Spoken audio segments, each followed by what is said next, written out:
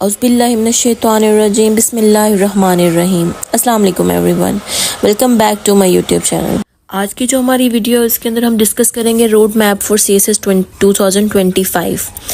इसमें हम कंप्लीट अपना टाइम ड्यूरेशन देखेंगे कि कितना हमारे पास टाइम रह गया, कितने मंथ्स हमारे पास रह गया और उन मंथ्स को किस तरीके से हम सही तरीके से यूटिलाइज कर सकते हैं for the preparation of CSS 2025। जैसे कि आप लोगों को पता है अप्रैल से लेके अगर दिसंबर तक हम देखें तो हमारे पास 10 मंथ्स बन रहे हैं, मतलब 10 महीने हमारे पास हैं इन महीनों में हम अपने CSS 2025 की तैयारी को with revision with mock exams complete कर सकते हैं। तो यस, आप कर सकते हैं। ये चीज़ नहीं है कि अगर आप 3 साल प्रिपरेशन करें या 2 साल प्रिपरेशन करें उसके बाद ही आप अपनी फर्स्ट अटैम्प्ट दे सकते हैं, ऐसा बिल्कुल भी नहीं है। ये एक मिथ क्रिएट की हुई है। अगर आप 10 महीने 8 महीने लगातार अच्छे तरीके से अपनी तैयारी करें, हर एंगल से हर डायमेंशन को कवर अप करें, पूरा टाइम अपने पढ़ाई को दें, फोकस करें स्टडीज़ को, तो आप अपने एग्ज़ाम में बैठ सकती हैं अच्छे तरीके से। आपको खुद रियलाइज़ हो जाएगा कि हाँ मैं एग्ज़ाम दे सकता हूँ। तो वो मैं आपको आपके सामने एक रोड मैप रखती हूँ किस तरीके से आप अपने मंथ्स को यूटिलाइज़ कर सकते हैं। सबसे पहले हम देख लेते हैं कि हमारे पास CSS में 12 सब्जेक्ट्स होते हैं। 6 हमारे पास कंपल्सरी सब्जेक्ट होते हैं और 6 ही हमारे पास ऑप्शनल सब्जेक्ट होते हैं। कंपल्सरी सब्जेक्ट में जो सॉरी यहाँ पे मैंने पिक्चर में थोड़ा गलत लिख दिया है, मैं आपको बता देती हूँ बोल के। कंपल्सरी सब्जेक्ट में पास होने के लिए आपको 40 मार्क्स लेने होते हैं आउट ऑफ 100। ऑप्शनल में आपको 33 लेने होते हैं। पिक्चर में मैंने ऑपोजिट लिख दिया तो आप इसको देख लीजिएगा। कंपल्सरी में 40 मार्क्स लेने होते हैं, ऑप्शनल में 33 लेने होते हैं आपको पास करने के लिए। इसके अलावा आपके पास एक और सब्जेक्ट है जिसको हम जनरल नॉलेज कहते हैं, जैसे जनरल नॉलेज 1, जनरल नॉलेज 2 और GSA का पेपर। तो ये जो 3 है, जैसे जनरल साइंस एंड एबिलिटी हो जाता है, करंट अफेयर हो जाता है, पाकिस्तान अफेयर हो जाता है। ये जो 3 सब्जेक्ट हैं, अगर आप इन तीनों को कंबाइन करके अगर हम 120 मार्क्स भी ले लेते हैं, तो अगर फॉर एग्जांपल हमारा इन तीनों में से कोई एक सब्जेक्ट फेल हो जाता है, कोई भी सब्जेक्ट, जैसे लास्ट ईयर आपने देखा होगा कि पाकिस्तान फिर बहुत ज़्यादा टारगेट किया गया था उस सब्जेक्ट को कि स्टूडेंट के मार्क्स जो थे वो सिंगल जो एक नंबर है ना उसके अंदर भी आते, किसी को 10 मिले, 9 मिले, 8 मिले। तो उसके बावजूद आपने DMCs में देखा होगा कि स्टूडेंट्स के जो है वो ओवरऑल पास हैं। किस तरीके से पास हुए वो कि उन्होंने अपने जो मार्क्स हैं करंट अफेयर और जनरल साइंस एंड एबिलिटी में इतने अच्छे गेन कर लिए कि वो सारे कंप्लीट मिला के 120 हो गए। तो उनका जो पाकिस्तान फेयर में जो अगर उन्होंने 9 नंबर भी लिए तो वो उनके कंपनसेट हो गए। तो अगर आप इन तीनों सब्जेक्ट को मिला के 120 मार्क्स भी ले लेते हैं तो आपका वो सब्जेक्ट पास होते हैं। लेकिन अगर आपके 119 भी होते हैं तो आपके वो सब्जेक्ट फिर फेल हो जाता है, फिर आप मतलब नहीं कर पाते। तो ये थी जो कॉमन, जो सबको पता है। इस टाइम पे सबको पता होती है कि कितने सब्जेक्ट हैं, किस में कितने मार्क्स लेने होते हैं, किसकी क्या होती है। अब हम देख लेते हैं अप्रैल का मंथ हो गया हमारे पास स्टार्ट। अब हमने ये रखना है कि हमने सबसे पहले अपनी सिलेबस कवर अप करना है, ठीक है, और हमने अपने नोट्स मेकिंग बनानी है, नोट्स मेकिंग कंप्लीट करनी है। और वो अगर हम अपने अप्रैल से स्टार्ट करें और नवंबर 11th मंथ तक, यहाँ तक हम कहते हैं कि हमने 8 महीने में अपनी ये जो काम है ना, ये लिखने लिखाने वाला और पास्ट पेपर वाला और रिवीजन वाला, ये हमने कंप्लीट करना है। हमने ये टारगेट रख लिया कि 8 महीनों में हमने ये कंप्लीट करना है। अब इन 8 महीनों को आगे हम ब्रेक कैसे करते हैं, हम चले जाते हैं 8 महीने में से 5 महीने हम निकाल लेते हैं। हम कहते हैं कि अप्रैल, मई, जून, जुलाई, अगस्त, ये जो 5 महीने हैं ना, इन 5 महीनों में मैंने अपने सिलेबस कंप्लीट करना है। आपने वो FPSC की बुक मिलती है CSS सिलेबस की, आपने उसको सामने रखना है। उसके अंदर से आपने अपने सिलेबस निकालना है, स्मार्ट ट्रिक्स, स्मार्ट स्टडी करके आपने देखना है, पास्ट पेपर को कंसर्न करना है कि किन टॉपिक्स के ऊपर ज़्यादा क्वेश्चन आ रहे हैं। आपने उन टॉपिक्स को निकालना है, आपने अपने सिलेबस को कंप्लीट करना है। पूरे को कंप्लीट करके आपने साथ साथ अपने नोट्स मेकिंग करनी है। आपने अपनी स्पीड तेज़ रखनी है इन 5 महीनों में, क्योंकि नोट्स मेकिंग पे टाइम काफ़ी लग जाता है। तो आपकी स्पीड अगर अच्छी होगी ना, आप यहाँ पे अपने आप को फ्लो में लेके चले जाएंगे तो आपकी नोट्स मेकिंग हो जाएगी। अब 5 महीने में आपकी नोट्स मेकिंग हो जाता है तो यूँ समझे कि आपका आधा CSS तो यहाँ पे ही हो गया। क्योंकि आपको भी पता है कि CSS में सबसे ज़्यादा मेन जो चीज़ें होती हैं ना, जो मोस्ट इंपॉर्टेंट होती है, वो आपके होते हैं नोट्स। और आपने ये भी देखा होगा कि जो लोग कर जाते हैं CSS को, तो वो या तो अपने नोट्स शेयर नहीं करते किसी के साथ, अपने बहन भाइयों के लिए रख देते हैं, या तो वो अपने नोट्स को पैसों से आगे सेल कर रहे होते हैं। तो भाई उनका करना भी बनता है। क्योंकि इस नोट्स के ऊपर बहुत ज़्यादा मेहनत हुई होती है। तो आप लोग भी बनाना शुरू करेंगे जब आपको भी पता लग जाएगा कि भाई डिफरेंट जो सोर्सेज होते हैं उनको मिला के उनको सामने रख के कंसर्न करके उसके बाद आप अपने नोट्स बना रहे होते हैं एक ही पेज के ऊपर। जब आप 4 सोर्सेज से डाटा इकट्ठा करके एक ही पेज पे अपने पास आपको उसको कलेक्ट कर रहे होंगे ना, तो आपको एट द एंड बहुत फ़ायदा होगा उस चीज़ का। इन 5 महीनों में आप ये काम करेंगे कि आप रेफरेंसेस बुक देखेंगे, जो FPSC ने रिकमेंड किया वो बुक्स देखेंगे, आप गूगल से सर्च करेंगे, आप डिफरेंट वेबसाइट से लेंगे, डिफरेंट लेटेस्ट डाटा होगा उसको सारा कंबाइन करके आप एक पेज के ऊपर जब अपना नोट्स मेकिंग करेंगे, फैक्ट्स लिखेंगे लेटेस्ट, उसके अंदर रेफरेंसेस लिखेंगे, कोर्स लिखेंगे, हर चीज़, तो आपके नोट्स जो 5 महीने में प्रिपेयर हो जाएंगे। और हो जाते हैं, ये चीज़ नहीं है कि नहीं होते, हो जाते हैं, सब कर लेते हैं, मैंने भी कर लिए थे, सब कर लेते हैं, कोई ऐसा मसला नहीं कि नहीं होते। एक दफ़ा आपके नोट्स प्रिपेयर हो जाएंगे ना, तो उसके बाद आपके पास बहुत टाइम हो जाएगा, मतलब आपको होगा कि मेरी आधे से ज़्यादा बर्डन होता है ना एक्सपायरेंट के ऊपर, वो सारा उतर जाता है। आपके अगस्त तक आपके नोट्स हो गए, उसके बाद आपने टारगेट रखना है कि 3 मंथ्स का आगे, सितंबर, अक्टूबर, नवंबर, इन 3 महीनों में आपने क्या करना है। इन 3 महीनों में आपने अपने पास्ट पेपर उठाने हैं, हर सब्जेक्ट के आपके पास पास्ट पेपर 2016 से ऑनवर्ड होने चाहिए, क्योंकि 16 से पहले जो था ना वो सिलेबस और था, इनके जो थी रूल्स रेगुलेशन और थे पेपर्स के, और चेकिंग का मेथड भी और था। 2016 के बाद एक न्यू इन्होंने अपडेशन दी और उसके बाद से ऑनवर्ड हम कहते हैं कि हमने कंसर्न करने हैं पास्ट पेपर्स। तो आपने 2016 से ऑनवर्ड अपने पास्ट पेपर लेने हैं, उनको कंसर्न करना है। आपने सितंबर, अक्टूबर, नवंबर में टारगेट रखना है कि मैंने पास्ट पेपर कंप्लीट करना है। पास्ट पेपर एज सच ये नहीं कह रही मैं आपको कंप्लीट सॉल्व करने हैं सारे पास्ट पेपर, नहीं। आपने वीक में अगर दिन में आप हर सब्जेक्ट का एक पास्ट पेपर भी कंसर्न करें, आप देख रहे हैं। फॉर एग्जाम्पल आपने पाकिस्तान फेयर का 2016 का पास्ट पेपर देखा, आपने क्या करना है कि जो भी उसके अंदर 8 क्वेश्चंस आए हैं ना, आपने उन 8 क्वेश्चन की आउटलाइन बनानी है।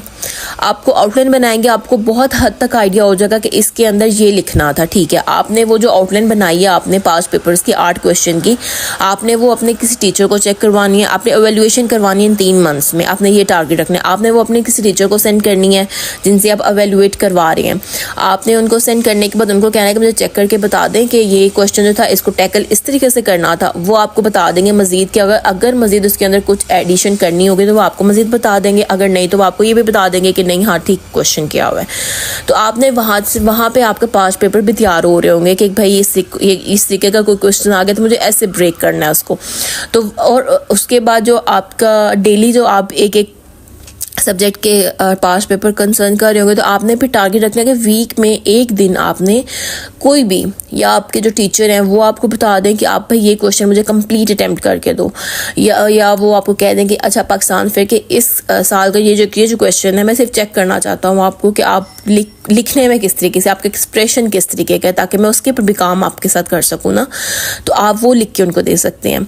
ये भी आप रख सकते हैं इन पास्ट पेपर के साथ साथ। आप क्योंकि आप जब सिलेबस कंप्लीट हो जाएगा तो आप देखेंगे आपकी स्पीड यहाँ पे बहुत अच्छी हो जाएगी, आपको बहुत कम टाइम लगेगा पास्ट पेपर को कंसर्न करने में, आपके पास बड़ा टाइम और बच जाएगा।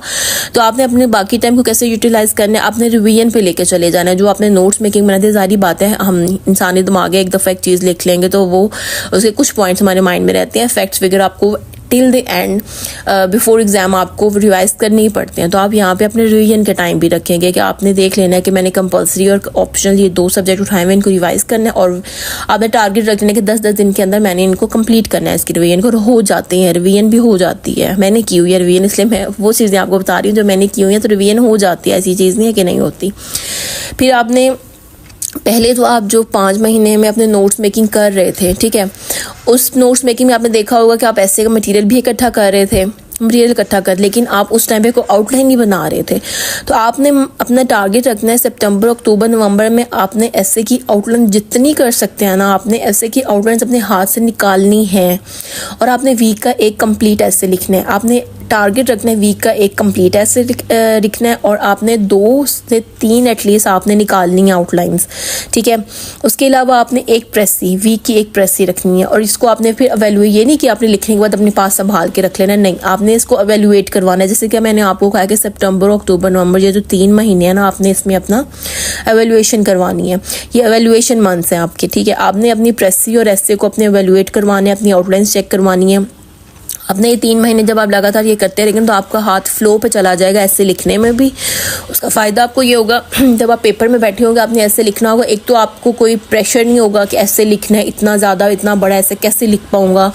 दूसरा आपको ये होगा कि आपको जो स्टेटमेंट आएगी ना उसको समझने में इतना टाइम नहीं लगेगा, क्योंकि आपने उससे पहले बहुत सारी ऐसे जो है ना अटेम्प्ट किए हुए होंगे, अपने हाथ से निकाले हुए होंगे, ऐसे की स्टेटमेंट्स को ब्रेक किया हुआ होगा।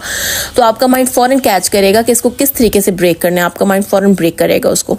सेकंड थर्ड जो आपको फ़ायदा यहाँ पे होगा कि आपका हाथ इतना फ्लो में चल रहा होगा ना लिखने में कि आपके हाथ में तो पेन नहीं होगा, थके नहीं, क्योंकि ये जो कॉमन चीज़ें हैं जो एग्ज़ाम के ड्यूरेशन में ना मैंने भी देखी थी, कि मेरे साथ भी फर्स्ट अटैम्प्ट में हुई थी, हाथ बहुत जल्दी थक जाता है अगर आपकी प्रैक्टिस नहीं होगी। तो आपने अपनी प्रैक्टिस रखनी है कि आपका हाथ थके भी ना और आपकी राइटिंग भी सही रहे और आपका फ्लो भी सही रहे, आपका माइंड जो है वो फ्रेश भी रहे, और जो टॉपिक आपने स्टार्ट किया ना वो उसी के ही अकॉर्डिंग टू जो है होता है ना डाटा, उसको कलेक्ट करें आपकी मेमोरी से।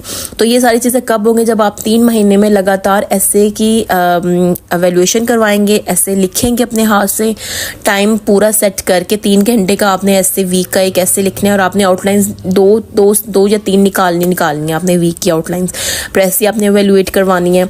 ये 3 महीने में जब आपका काम कंप्लीट हो जाता है, हो जाएगा आप लोगों का भी, बच्चे आपके पास रह जाएंगे ऑलमोस्ट 2 मंथ्स ही रह जाएंगे, 3 नहीं कहूँगी आपको मैं, 2 ही रहेंगे। फरवरी को इसमें इंक्लूड नहीं कर रही मैं। दिसंबर और जनवरी में आपने सिर्फ अपना टारगेट रखना है कि मैंने मॉक एग्जाम्स देने हैं। आप कोशिश करें दो जो अकेडमीज़ है ना मोस्टली आप उनको ही लेके चलें, कि किसी 2 अकेडमीज़ में ना आपने अपने मॉक देने हैं, एग्ज़ाम्स देने हैं। आप देख लीजिएगा जो आपको बेहतर लगती है एकेडमी, आप वहाँ पे अपने एग्जाम्स दें। एवोल्यूशन होगी, आपने कंपल्सरी ऑप्शनल दोनों देने हैं। 2 महीने में आपके ये जो एग्ज़ाम है ना, आपकी जो एग्ज़ाम है ना ये कंप्लीट जब हो जाएंगे ना दिसंबर और जनवरी में मॉक एग्जाम, तो आप खुद जनवरी के एंड में देखेंगे कि आपके अंदर जो कॉन्फिडेंस लेवल होगा वो बहुत हाई पे चला जाएगा। आपको बहुत आइडिया हो जाएगा कि मेरी तैयारी कहाँ पे थी जब मैंने अप्रैल में स्टार्ट की थी और आज मेरी तैयारी कहाँ पे है। तो इस एक चीज़ का आपको फ़ायदा है, पूरी पिछले जो 10 महीने आपने तैयारी की होगी स्टेप वाइज, उसकी आपको जनवरी में बहुत आपका माइंड भी बहुत क्लियर हो जाएगा। आपको खुद भी आइडिया हो जाएगा कि मुझे इस अटैम्प्ट में बैठना चाहिए या नहीं बैठना चाहिए। तो मैं आपको 100% गारंटी देती हूँ कि आप अपनी अटैम्प्ट में बैठेंगे। अगर आप इस तरीके से अपने मंथ्स को ब्रेक करेंगे, इस तरीके से अपनी तैयारी को लेकर चलेंगे, तो आप जनवरी तक ये डिसाइड 100% कर लेंगे कि मुझे बैठना चाहिए, क्योंकि मेरी तैयारी अच्छी है, मेरे मॉक अच्छे गए हैं। बाकी रह जाता है फरवरी का मंथ। फरवरी में अक्सर होता है कि बाकी जो फरवरी का मंथ रह जाता है उसके अंदर आपने कोई एक्स्ट्रा बर्डन नहीं लेना है, एक्स्ट्रा आपने पढ़ना नहीं है, कोई न्यू चीज़ आपने नहीं पढ़नी, जो आपने ऑलरेडी अपनी चीज़ें कवर अप की हुई हैं आपने वो भी डिटेल में नहीं पढ़ना सॉरी। आपने जो नोट्स मेकिंग की होगी, नोट्स मेकिंग की कंप्लीट वीडियो मेरे यूट्यूब चैनल पर अपलोड हुई है ऑलरेडी, जिसके अंदर मैंने कंप्लीट बताया हुआ है किस तरीके से नोट्स बनाने हैं। 3 फेजेस में आपने नोट्स बनाने होते हैं। उसका जो 3rd फेज होगा वो होता है 1 पेपर नोट्स। 1 पेपर नोट्स जो होता है वो आपका इन्हीं फरवरी में आपकी हेल्प आउट करता है, क्योंकि इस टाइम आपके पास इतना टाइम नहीं होता कि आप 12 के 12 सब्जेक्ट को कंप्लीट डिटेल में पढ़ सकें या कंप्लीट डिटेल में रिवाइज कर सकें। तो आपके पास 1 पेपर नोट्स होते हैं जो आप अपनी फरवरी में आप वो अपने सामने रखेंगे, डेली का रिवाइज किया करेंगे। आपने मेन फोकस रखने अपने रेफरेंसेस के ऊपर, कोर्स के ऊपर, फैक्ट्स एंड फिगर के ऊपर, क्योंकि आपको भी पता है कि सीएसएस में जब आप एक क्वेश्चन अटेम्प्ट करते हैं, आपको जितने लेटेस्ट फैक्ट्स फिगर होंगे, लेटेस्ट आपके उसके अंदर रेफरेंसेस होंगे, तो आपकी वेटेज क्वेश्चन की उतनी ही ज़्यादा होती है। तो आपने इस मेन चीज़ों को अपने कंसर्न में रखना है। मैप की जो है वो आपने प्रैक्टिस करते रहनी है। और बिफोर अगर आपका एग्ज़ाम 14 फरवरी को है, तो आपने 10 फरवरी तक अपनी हर रिवीजन को, हर चीज़ को वाइंड अप करके आपने उसके बाद अपनी नींद भी पूरी करनी है, रिलैक्सेशन करनी है आपने। और जो आपका फर्स्ट एग्ज़ाम है ना, आपने सिर्फ उन 2 सब्जेक्ट्स को उठा के सिर्फ आपने थोड़ा करके रिवाइज करना है उसको। अब बाकी आप जो है एग्ज़ाम्स किस तरीके से देने हैं, किस तरीके से अटैम्प्ट करना होता है क्वेश्चन, ये वो सारा वो मैंने ऑलरेडी वीडियो अपलोड की हुई है। अगर आप लोग कहेंगे तो मैं दोबारा से एक और वीडियो दोबारा से बना के अपलोड कर दूंगी कि क्वेश्चन अटैम्प्ट किस तरीके से करते हैं, टाइम मैनेज किस तरीके से करते हैं, किस तरीके से आपने ऐसे टाइम मैनेज करना है कि आपके 4 के 4 क्वेश्चन जो हैं पेपर में उन 3 घंटों में आपके पूरे हो सके। तो अब बाकी कोई भी अगर क्यूरी हो, कोई भी क्वेश्चन हो, आप मेरे यूट्यूब चैनल पे भी मुझसे कमेंट सेक्शन में पूछ सकते हैं, इंस्टाग्राम पे भी आप मेरे से पूछ सकती हैं। मज़ीद कोई क्वेश्चन हो, बाकी दुआओं में याद रखिएगा। अल्लाह हाफिज़।